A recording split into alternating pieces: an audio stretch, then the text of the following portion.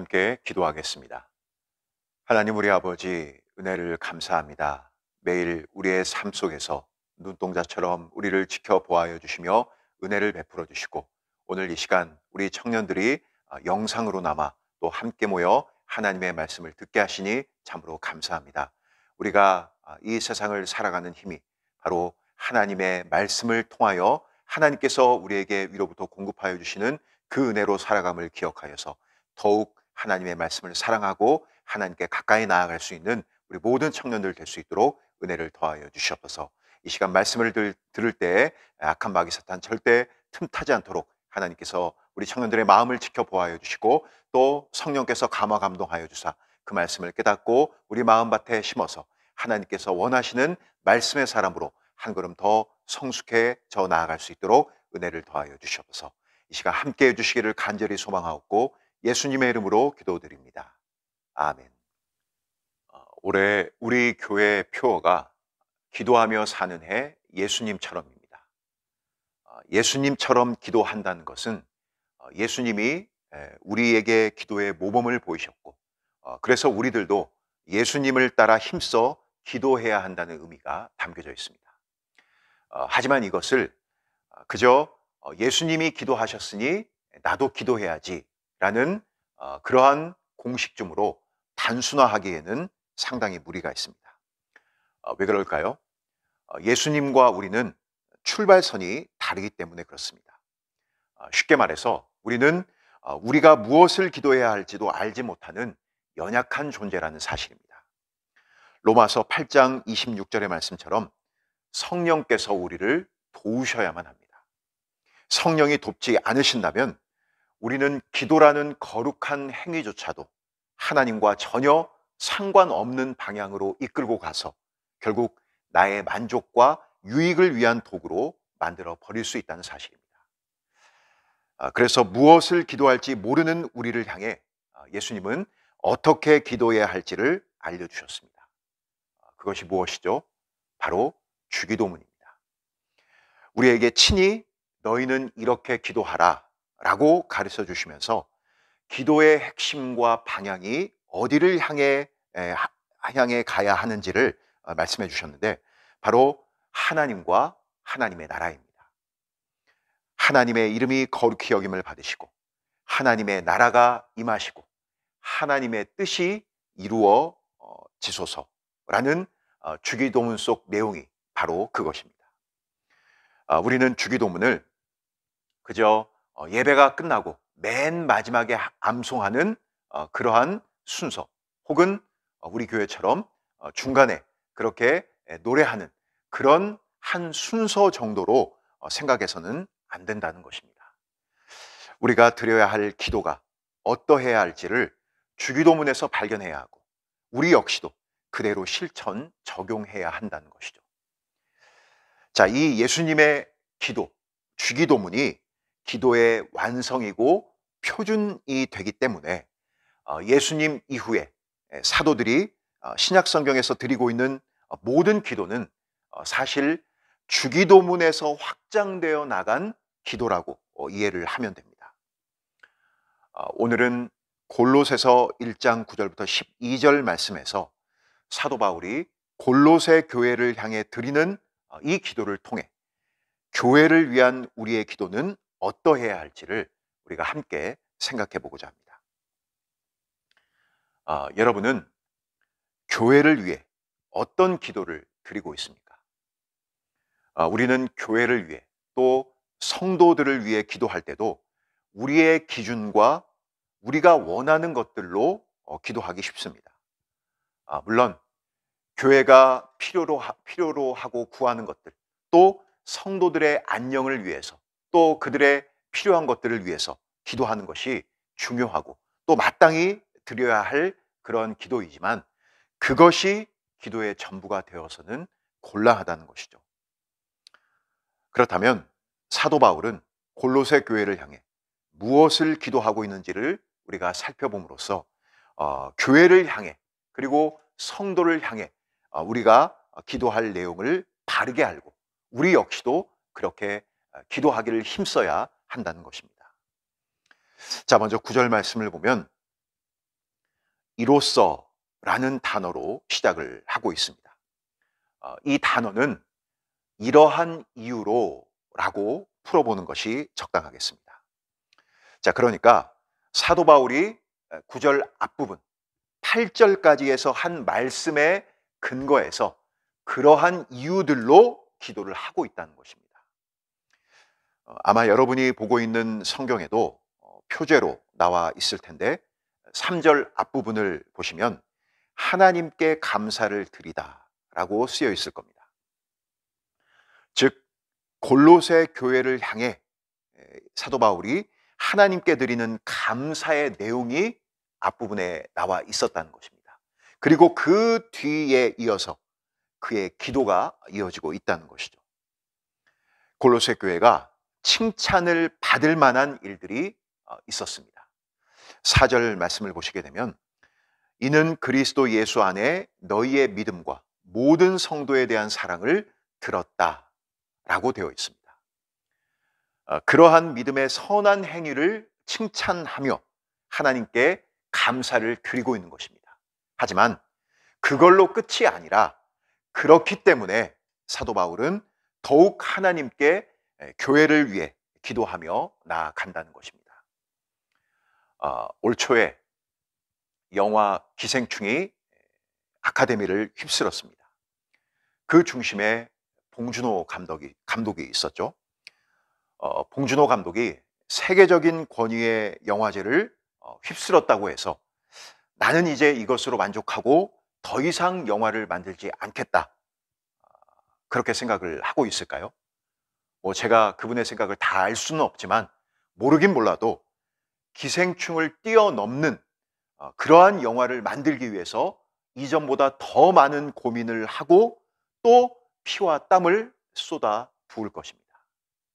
자, 비유하자면 교회가 그렇다라는 것입니다. 믿음의 선한 행위를 했기 때문에 그것으로 만족할 수 없는 것입니다. 어제 믿음으로 산 것이 오늘을 믿음으로 산다는 보장을 주지 않는 것입니다. 골로새 교회가 보인 믿음의 행위로 감사하고 있지만 사도 바울은 교회가 거기에 멈춰 있지 않고 그리스도의 장성한 믿음의 분량에 이르기를 간절히 바라며 쉬지 않고 기도를 하는 것입니다. 그 기도의 핵심이 이어지는 9절 말씀에 나옵니다. 너희로 하여금 모든 신령한 지혜와 총명에 하나님의 뜻을 아는 것으로 채우게 하시고 입니다. 여기에서 지금 우리가 보고 있는 9절부터 12절까지의 말씀의 구조를 잠깐 생각해 볼 필요가 있습니다. 9절이 바울이 골로새 교회를 향해 기도하는 이유이자 무엇을 기도하는지 그 내용을 담고 있다라고 한다면, 이어지는 10절, 11절, 12절은 그렇게 기도할 때 골로새 교회가 합당히 행하게 되는 실천적인 내용이 무엇이 되어야 할지를 기도하고 있는 것입니다. 자, 정리를 해보면 바울은 골로새 교회를 향한 감사의 마음에 더해 하나님의 뜻을 아는 것으로 채워지게 해달라고 기도를 합니다. 그리고 그렇게 되면 10절 초반에 나온 것처럼 주께 합당하게 행한다라는 것이죠. 어떻게 합당하게 행하게 되는지가 이제 10절부터 12절까지에서 크게 4가지로 소개가 됩니다. 처음 10절에서 모든 선한 일에 열매를 맺는다는 것이고, 다음으로 하나님을 아는 것에 자라게 하신다라고 밝힙니다. 그리고 11절에서 모든 능력으로 능하게 하시며 기쁨으로 견딤과 오래 참음에 이른다는 것이죠. 끝으로 12절에서 성도의 기업의 부분을 얻기에 합당하게 하신 하나님께 감사하게 한다는 것입니다. 오늘 우리가 이 시간에 이 내용들을 차례대로 보도록 하겠습니다. 우선 사도가 드리고 있는 기도의 핵심인 하나님의 뜻을 아는 것에 대해 살펴보겠습니다. 여기 하나님의 뜻을 아는 것, 특별히 하나님의 뜻은 무엇을 말하고 있는 것일까요? 신약 성경에서도 하나님의 뜻이라고 해서 쓰인 몇몇 구절들이 있습니다. 대표적으로 데살로니가전서 4장 3절 말씀을 보시게 되면 하나님의 뜻은 이것이니 너희의 거룩함이라 라고 되어 있는 것을 보게 됩니다. 자, 물론 이것이 중요한 하나님의 뜻이지만 우리가 보고 있는 이 본문의 전후 문맥을 살펴보게 될 때 갈라디아서 1장 4절에서 밝히고 있는 하나님의 뜻이 적합하지 않을까 싶습니다. 그리스도께서 하나님 곧 우리 아버지의 뜻을 따라 이 악한 세대에서 우리를 건지시려고 우리 죄를 위하여 자기 몸을 들이셨으니, 여기를 보면 하나님의 뜻은 죄인을 구원하시기 위한 하나님의 계획이라고 할 수 있습니다. 하나님께서 예수 그리스도를 통해 계획하시고 완성하실 구속의 사건의 모든 것이 곧 하나님의 뜻입니다. 이것을 다른 말로 하면 복음입니다. 우리가 보고 있는 골로새서 1장 말씀을 보시게 되면 복음에 대해서 사도가 강조해서 말씀하고 있는 것을 확인할 수 있게 됩니다. 그러니까 여기 하나님의 뜻을 아는 것은 곧 복음에 대해 아는 지식을 말하고 있는 것입니다. 여러분, 우리가 교회를 위해, 성도를 위해, 그리고 우리 자신을 위해 무엇을 기도해야 할까요? 하나님, 우리 교회가 이 세상을 구원하시는 하나님의 깊은 뜻을 깨닫게 도와주시옵소서. 하나님, 우리 성도들이 다른 어떤 것보다 복음에 대한 그 지혜와 지식으로 충만하게 채워주시옵소서. 하나님, 내가 하나님의 구속의 계획과 그 영광을 깨달아 아는 그 놀라운 은혜를 더하여 주시옵소서. 우리의 기도의 내용이 이러해야 한다는 것입니다. 이것이 하나님의 뜻을 알도록 구하는 우리의 기도가 되어야 한다는 것이죠. 이 영적인 열망이 교회 가운데 있어야 합니다. 그리고 중요한 것은 사도가 이 기도를 어떤 흐름으로 이어가고 있는가 하는 점입니다. 자, 이어지는 9절 하반부부터 제가 보겠습니다. 너희로 하여금 모든 신령한 지혜와 총명에 하나님의 뜻을 아는 것으로 채우게 하시고, 이어서 10절 보면 이렇게 되어 있죠. 주께 합당하게 행하여. 자, 지금 사도는 하나님의 뜻을 아는 것과 하나님께 합당하게 행하는 것이 연결되어 있다라고 말씀을 하고 있는 것입니다. 자, 여러분, 이것이 무엇을 우리에게 말해주고 있는 것일까요? 하나님을 바르게 알게 되면 바르게 행하게 된다는 사실입니다. 하나님의 뜻을 아는 지식이 충만해질 때 하나님께서 기뻐하시는 행동이 뒤따르게 된다는 것이죠. 여러분은 이 말씀에 아멘이 되십니까? 간혹 이런 분들을 우리가 만나게 됩니다. 하나님의 뜻을 우리가 어떻게 다 알 수 있겠어? 우리가 하나님의 뜻을 다 알 수 없어. 이 말은 분명 맞는 말이긴 하지만 그들이 말하고자 하는 의도는 하나님의 뜻을 다 알 수 없기 때문에 우리가 어떻게 행해야 될지, 또 어떻게 우리의 삶 가운데 그 하나님의 뜻을 펼쳐내야 할지를 우리는 알 수 없기 때문에 마치 우리의 모든 삶이 하나의 알 수 없는 지뢰밭을 걷는 것과 같다라고 생각하는 그러한 우를 범하고 있는 것입니다. 여러분, 우리는 분명 하나님의 크신 뜻을 다 헤아려 알 수 없는 것이 사실입니다. 자, 그런데 오늘 우리가 보고 있는 이 말씀을 보면 사도는 하나님의 뜻을 점점 더 알아가게 된다면 하나님의 뜻이 무엇인지 알 수 있도록 하나님은 우리를 그렇게 인도해 가신다라고 말씀을 하고 있는 것입니다. 자, 여러분, 이것이 무엇을 말씀해 주고 있는 것일까요? 우리가 하나님의 뜻을 아는 지식으로 채워져 나갈 때 우리가 이 땅에서 모든 하나님의 뜻을 다 발견하여 알 수는 없지만 하나님의 말씀을 가까이 하고 그 뜻을 하나하나 알아갈 때 우리의 삶 속에서 우리가 행하는 그 모든 행동들 역시도 이제 이전과는 다른 모습의 그 열매들이 맺혀져 나가게 된다는 것입니다. 우리의 말과 행동에서 그 실수가 점점 줄어들게 될 것입니다. 그리고 하나님이 기뻐하시지 않는 길에서 돌이켜 갈 수 있는 그러한 일들이 우리의 삶 가운데 하나 둘씩 나타나게 된다는 것이죠.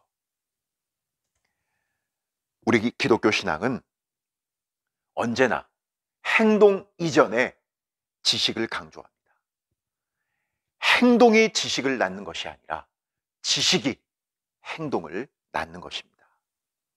교회에 와서 열심히 봉사하고 여기저기 분주하게 움직인다고 하나님의 뜻을 자동적으로 알게 되는 것이 결코 아닙니다. 그러한 열심과 정성은 결코 오래가지 못하는 법입니다. 하나님을 아는 지식이 없는 열정과 정성은 결국 내가 성취에 만들어 가려는 공로 쌓기에 불과하다는 것이죠. 우리는 우리의 공로로 하나님의 나라에 가는 것이 아닙니다. 하나님께서 예수 그리스도를 통해 우리에게 허락하신 전적인 은혜, 그 구속의 사건을 믿는 믿음으로 가게 되는 것이죠. 그 하나님이 어떠한 분인지를 알면 알수록 우리의 행동도 하나님께 합당한 행동으로 한 걸음씩 나아가게 될 것입니다. 비록 완전하지는 못하지만 점점 더 하나님의 뜻이 무엇인지를 알아가며 행동할 수 있게 되는 것입니다. 자, 그리고 이것과 연결 지어서 사도 바울은 이제 10절에서 두 가지의 내용을 말하고 있습니다. 열매를 맺는 것과 자라는 것입니다. 사실 하나님을 아는 지식이 하나님께서 기뻐하시는 행동으로 나타나는 것과 매우 밀접한 관련이 있는 내용이 열매를 맺고 자라는 것이라고 할 수 있습니다. 골로새서 우리가 보지 않은 1장 6절의 말씀을 우리가 먼저 한번 살펴보겠습니다. 이 복음이 이미 너희에게 이름에 너희가 듣고 참으로 하나님의 은혜를 깨달은 날부터 너희 중에서와 같이 또한 온 천하에서도 열매를 맺어 자라는도다. 자, 여기에서도 같은 내용이 나옵니다. 복음이 가진 특징이 무엇인가 하면 열매를 맺고 자라나는 것이다라고 사도가 말하고 있습니다. 자, 그런데 이 6절 말씀을 보게 되면 앞에 온 천하에서도 라고 얘기를 하고 있죠.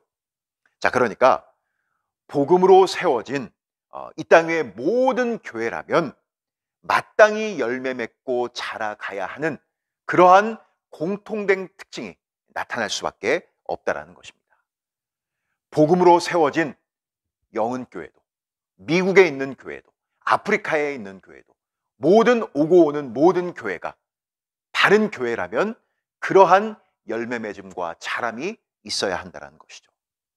자, 그렇다면 무엇이 열매 맺고 자라야 한다고 얘기를 하고 있죠? 10절 말씀에서 모든 선한 일의 열매를 맺고 하나님을 아는 것에 자라야 한다라고 말씀을 하고 있습니다.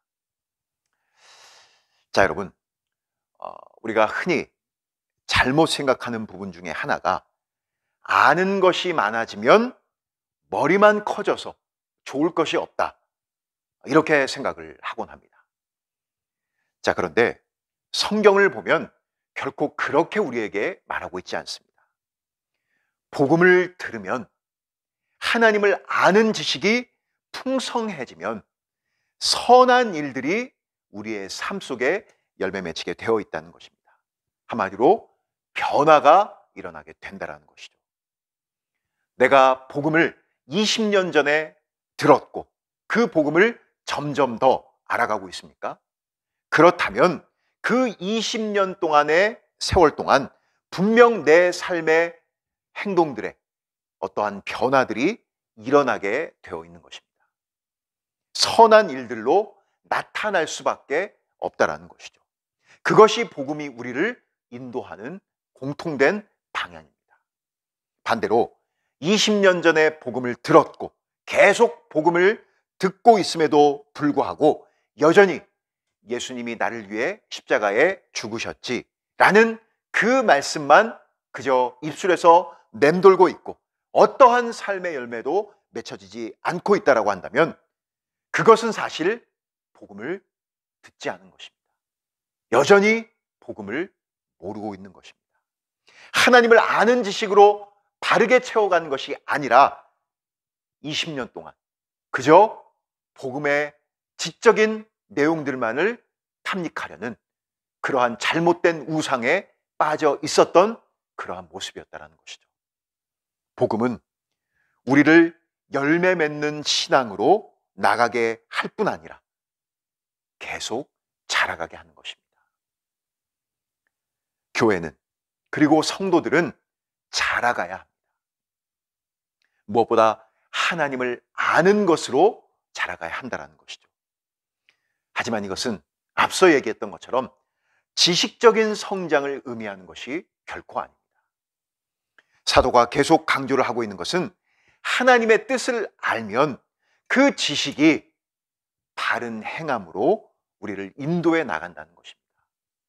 우리의 지정의가 하나님께서 원하시는 전 인격적인 그러한 모습으로 열매를 맺고 자라가게 되어 있다는 것이죠. 예수님께서 요한복음 15장 5절에서 이렇게 말씀을 하십니다. 나는 포도나무요 너희는 가지니 저가 내 안에 내가 저 안에 있으면 이 사람은 과실을 많이 맺나니 나를 떠나서는 너희가 아무것도 할 수 없습니다. 우리가 예수 그리스도로 인해 그 예수 그리스도에게서 뿌리를 내리고 양분을 받아 자라고 있는 사람이라면 멈춰 있을 수 없습니다. 자라가게 되어 있습니다. 열매를 맺게 됩니다. 그 모든 것은 나의 어떠함이 아닌 바로 예수 그리스도에게 그 원인이 있기 때문에 그렇습니다. 복음은 우리를 열매 맺고 자라가게 한다는 것이죠. 사도는 바로 이것을 위해 기도를 하고 있는 것입니다. 이어지는 11절과 12절은 선한 열매를 맺으며 하나님을 아는 지식에서 자라가게 될 때 우리가 부딪히게 될 현실에서 어떻게 살아가야 할지를 보여주고 있는 말씀이라고 할 수 있습니다. 11절을 보면 모든 능력으로 능하게 하시며 기쁨으로 모든 견딤과 오래 참음에 이르게 하시고 라고 되어 있습니다. 여기 능하게 하신다라는 표현이 뒤에 있는 견딤과 오래 참음에 해당이 되기 때문에 한마디로 이렇게 바꿀 수 있죠. 모든 견딤과 오래 참음에 능하게 해달라라는 의미로 이해를 하면 됩니다. 자, 여기 사용된 견딤이란 단어와 동일한 단어가 데살로니가전서 1장 3절에서 사용이 된 소망의 인내에서의 그 인내입니다. 자, 이 단어는 서 있다라는 단어, 그 뜻으로 풀어 볼 수 있습니다. 자, 이 의미를 가지고 본문을 보게 되면 이러한 의미가 되는 것이죠. 하나님을 아는 것으로 충만히 채워진 사람은 행위와 지식에서 성장하게 되는데, 우리가 앞서 보았던 내용이죠. 이때 이 사람이 현실 속에서 만나게 되는 모든 상황들 속에서 소망을 가지고 그 자리에 굳게 서 있도록 기도를 해야 된다는 것입니다. 여러분, 우리가 인내할 수 있는 것, 지금 자리에 서 있을 수 있는 것은 다른 것이 아니라 소망이 있기 때문에 그렇습니다. 바라볼 곳이 있기 때문에 그렇다는 것이죠.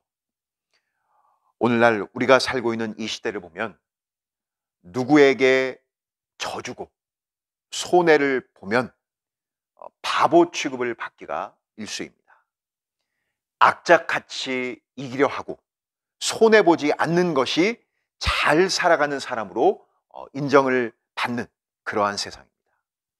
그러나 성경은 우리에게 참고 인내하라고 말씀합니다. 참고 인내하라는 말씀은 그 의미 가운데 우리가 오히려 손해를 봐야 하고 우리가 때로는 져줘야 한다라는 그러한 이야기를 하고 있는 것입니다.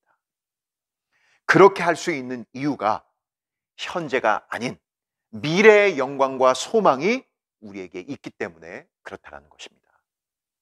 그래서 신자가 인내한다는 것은 단순히 어려움을 견딘다는 차원이 아니라 소망을 위해 여기에서 기다린다라고 할 수 있는 것입니다. 자, 그러한 맥락에서 함께 쓰인 오래 참음이란 단어도 마찬가지입니다. 야고보서 5장 7절과 8절을 보면 이렇게 말씀하고 있습니다. 그러므로 형제들아, 주의 강림하시기까지 길이 참으라. 보라, 농부가 땅에서 나는 귀한 열매를 바라고 길이 참아 이른 비와 늦은 비를 기다리나니 너희도 길이 참고 마음을 굳게 하라. 주의 강림이 가까우니라. 이 말씀을 보면 오래 참음을 무엇과 연결 지어 놓고 있죠? 우리의 부활과 연결시켜 놓고 있습니다. 우리가 인내하고 오래 참는 것은 그저 여기에서 무조건 참아라, 너의 힘으로, 많은 사람들이 오늘날 얘기하는 것처럼 마인드 컨트롤 잘해서 그냥 참을 인자 3번 긋고 네가 그 어려운 그 힘든 상황 가운데서 무조건 참아라, 그러면 단순하게 이 땅에서 좋은 일이 올 것이다, 그런 차원이 아니라는 것입니다. 신자들에게는 소망이 있기 때문에 그렇습니다. 예수님께서 죽음의 고난을 참으신 것은 영광의 부활이 그 앞에 놓여 있었기 때문인 것처럼 우리가 이 땅에서 인내하고 오래 참음으로 서 있어야 하는 이유는 바로 그 예수 그리스도를 따라 우리 역시도 영광스러운 부활에 참여하는 그것이 우리 앞에 놓여져 있기 때문에 그렇다는 것입니다. 하지만 여러분, 이것이 우리에게서 자연스럽게 나올 수 없기 때문에 기도해야 한다는 것입니다. 특별히 오래 참음이라는 이 말씀은 성경에서 하나님의 성품과 함께 연결지어서 종종 사용이 되곤 합니다. 여러분, 하나님을 우리가 말씀할 때 하나님이 어떤 하나님이신지를 우리가 얘기할 때 하나님은 오래 참으시는 하나님이다 라고 얘기를 하죠. 여러분, 한번 이 의미를 생각해 봅시다. 하나님은 우리의 죄, 우리의 악함, 그것들을 바로 징계하지 않으시고 오래 참고 기다려주시는 그러한 하나님이십니다. 여러분, 한번 만약 하나님이 나와 같은 성품을 가진 분이었다라고 가정을 해본다면 하나님의 그 공의하심이 우리 중 어느 누구도 여기에 남겨놓지 않고 모두 심판으로 쓸어버렸을 것입니다. 우리가 그만큼 하루에도 수십 번씩 우리의 삶을 돌아볼 때 우리의 악함과 죄악을 발견하는 것입니다. 그런데 하나님이 오래 참으신다는 것이죠. 그래서 이 오래 참으심은 우리 인간에게서 자연스럽게 나올 수 있는 그러한 성품이 본래부터 아닌 것입니다. 하나님의 성품이고, 그래서 하나님이 주셔야만 가능하다는 것이죠. 그래서 소망 가운데 인내하여 오래 참을 수 있도록 우리는 기도를 해야 하는 것입니다. 자, 끝으로 12절에서는 감사에 대한 내용이 나옵니다. 사도가 여기에서 교회를 향해 기도하는 것이기 때문에 우리가 이 의미를 이렇게 보는 것이 맞겠죠. 골로새 교회가 빛 가운데서 성도의 기업의 부분을 얻기에 합당하게 하신 아버지께 감사하도록 내가 기도한다 라는 것입니다. 즉 성도의 기업의 한 자리를 차지하게 하신, 그것을 얻기에 합당한 자로 되게 하신 그것을 감사하라는 의미입니다. 자, 그렇다면 그 구체적인 내용이 무엇인가? 그것이 이어지는 13절과 14절에 나옵니다. 자, 제가 한번 보겠습니다. 그가 우리를 흑암의 권세에서 건져내사 그의 사랑의 아들의 나라로 옮기셨으니 그 아들 안에서 우리가 속량 곧 죄 사함을 얻었도다. 본래 흑암의 권세 아래 억눌려 거기에서 영벌을 받아야 할 우리가 이제는 그의 사랑의 아들의 나라로 옮겨져서 거기에 한 자리를 우리의 기업이 되게 하셨다라는 사실입니다. 그것이 바로 우리가 마땅히 드려야 할 가장 큰 감사의 제목이라는 것이죠. 자, 여러분은 평소에 무엇으로 감사하며 기도를 하고 있습니까? 혹시 그 감사의 내용이 하나님을 알지 못하는 사람도 의뢰할 수 있는 똑같은 내용들로 채워져 있지는 않습니까? 그렇다면 우리는 우리가 평생토록 마땅히 드려야 할 감사의 제목으로 하나님께 나아가지 못하고 있는 것입니다. 우리가 어디를 봐서 성도의 기업의 부분을 얻기에 합당한 자입니까? 앞서 우리가 오래 참음에 대한 내용을 생각해 보았지만 우리 자신을 보면 만약 하나님이 나와 같은 성품을 가지셨다면 우리는 하루에도 수십 번씩 하나님의 공의로운 심판의 칼날이 우리를 치는 것이 마땅한 존재입니다.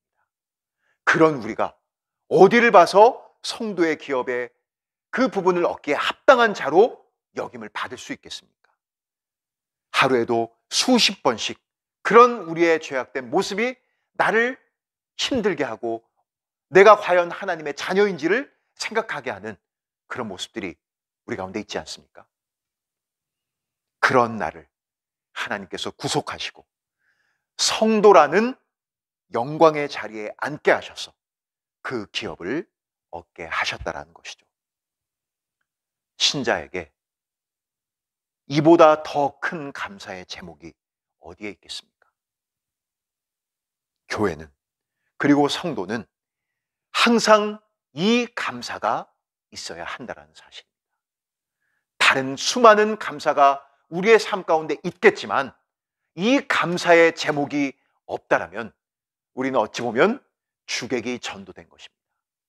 본질적인 선물은 뜯어놓지 않고 그 주변에 자잘한 것들, 그것들이 전부인 것처럼 그것들을 우리의 가장 큰 감사의 제목으로 여기는 어리석음을 범하고 있는 것입니다. 그렇지 않습니다. 우리의 가장 큰 감사의 제목은 바로 나 같은 사람을 성도라는 그 이름에 합당한 자로 여겨주심으로 하나님께서 우리에게 주실 그 기업의 한 자리를 얻게 하신 그 하나님께 감사해야 하는 것입니다. 오늘 우리는 교회가 무엇을 기도해야 할지를 함께 살펴보았습니다. 무엇보다 교회가 드려야 할 기도의 핵심은 하나님의 뜻을 아는 지혜와 지식이 가득하게 되기를 구하는 것입니다. 즉 복음에 대한 그 하나님께서 구속하시는 그 구속의 계획과 완성, 또 어떻게 그 영광스러운 영광의 자리에 우리를 이르게 하실지 그것을 아는 지혜와 지식으로 충만해져 가기를 사모해야 하는 것입니다. 그리고 이것은 반드시 우리를 주께 합당한 하나님께서 기뻐하시는 행함으로 인도하게 되어 있습니다. 하나님을 향한 바른 지식은 하나님이 기뻐하시는 합당한 행동을 낳게 되어 있다는 것이죠. 자, 이어서 사도가 기도한 것은 골로새 교회가 열매를 맺어 계속 자라가게 되기를 간구했습니다. 또한 현실에서 부딪히게 될 모든 상황 가운데서도 인내와 오래 참음으로 현재가 아닌 미래의 소망과 영광을 바라보기를 기도했고, 끝으로 무엇을 감사하며 살아야 하는지를 밝혔습니다. 흑암의 권세에서 우리를 그대로 머물게 하지 않으시고 그의 사랑의 아들의 나라로 옮겨 성도의 기업의 부분을 얻기에 합당하게 하신 그 하나님께 감사하는 것, 그것이 골로새 교회를 향한 사도의 기도였고, 그것은 동일하게 오늘을 사는 우리 교회가, 우리 성도들이 기도해야 할 마땅한 기도의 제목이라고 할 수 있는 것입니다. 자, 이제 오늘 말씀을 마무리하면서 우리가 한 가지를 더 생각하고 말씀을 접겠습니다. 오늘 우리가 본 골로새서 1장 9절부터 12절까지의 말씀은 우리가 보고 있는 한글 성경에서는 잘 발견하기 어렵지만 사실 하나의 문장으로 되어 있습니다. 그리고 여기에 사용된 동사는 딱 하나입니다. 바로 9절 맨 마지막에 나오는 채우다라는 단어입니다. 그런데 이 단어는 수동태로 된 단어입니다. 그러니까 채움을 받다라는 의미가 되겠죠. 누군가에 의해 채움을 받는 것입니다. 그 주체가 누구일까요? 바로 하나님이십니다. 그래서 이 단어를 신학적으로 신적 수동태라고 부릅니다. 그러니까 바울의 기도에 붙어 있는 다른 모든 말들, 앞서 우리가 보았던 그 모든 말들을 다 빼고 딱 한 단어만 남는다면 바로 이 단어가 남게 되는 것입니다. 하나님에 의해 채움을 받게 해 주시옵소서. 여러분, 이것이 기도입니다. 그리고 이것이 하나님 앞에 나아가는, 하나님 앞에 기도하는 우리의 자세가 되어야 합니다. 오늘 이 말씀을 통해 우리가 교회를 위해 어떻게 기도해야 할지를 깨닫고 그 모든 것들을 우리에게 채워주실 그 하나님 앞에 간절히 기도하며 나아갈 수 있는, 이러한 어려움 가운데서도 우리를 결코 놓지 않으시고 그 하나님께서 채워가실 하나님의 그 섭리하심과 그 하나님의 영광 가운데 늘 거하기를 힘쓰는 우리 영교회 모든 청년들 될 수 있기를 간절히 소망합니다. 기도하겠습니다. 하나님 우리 아버지, 은혜를 감사합니다. 오늘 우리에게 주신 말씀을 통하여서 교회를 위한 우리의 기도가 어떠해야 할지를 말씀을 통해 생각해 하시니 참으로 감사합니다. 우리는 하나님께 드리는 기도조차도 우리의 유익과 만족을 위해서 우리의 필요를 구하는 그러한 내용들로 채우기 일쑤였습니다. 그러나 오늘 주신 말씀을 통해서 무엇보다도 우리에게 필요한 기도는 하나님을 아는, 그 하나님의 뜻을 아는 지식으로 충만케 되기를 구하는 것, 그리고 그 하나님으로 인해 우리의 삶의 열매들이 맺혀져 나가고 자라게 되는 것, 그리고 우리의 주어진 삶의 현실 가운데서도 인내하고 오래 참음으로 영광의 소망을 바라보는 것, 그리고 무엇보다 흑암의 권세에서 우리를 건져 그의 사랑의 나라에, 그의 사랑의 아들의 나라로 옮기신 그 하나님의 영광을 감사하는 것, 그것이 바로 우리가 하나님께 드려야 할 기도의 마땅한 제목인 것을 확인했습니다. 하나님, 오늘 사도가 그렇게 골로새 교회를 향해 기도했던 것처럼 우리 역시도 동일한 기도로 기도하게 도와주시고, 무엇보다 그 모든 것들을 채워주실 하나님, 그 하나님 앞에 간절한 마음으로, 또 하나님께서 모든 것들을 이루심을 결코 놓치지 않고 그 하나님의 영광을 바라보며 나아갈 수 있는 우리 모든 영훈교회 청년부 될 수 있도록 은혜를 더하여 주시옵소서. 하나님, 우리 영훈교회 모든 청년들 삶의 현장과 직장에서, 학교에서 지금 또 하나님께서 이 상황 가운데서도 함께 하심을 날마다 경험하며 살아갈 수 있는 놀라운 은혜와 복을 허락해 주시옵소서. 취업의 문제를 놓고, 또 출산을 앞두고, 삶의 여러 다양한 문제를 놓고 하나님의 은혜를 구하며 나아가고 있습니다. 하나님, 함께하여 주시고 은혜를 더하여 주시옵소서. 여전히 하나님께서 우리와 함께 하심을, 이 어려움 가운데서 우리의 손을 결코 놓지 않으시는 그 하나님의 전능하심과 그 하나님의 크신 은혜를 경험하여 간증할 수 있는 모든 청년들 될 수 있도록 은혜 더하여 주시옵소서. 감사드리며 예수님의 이름으로 기도드립니다. 아멘.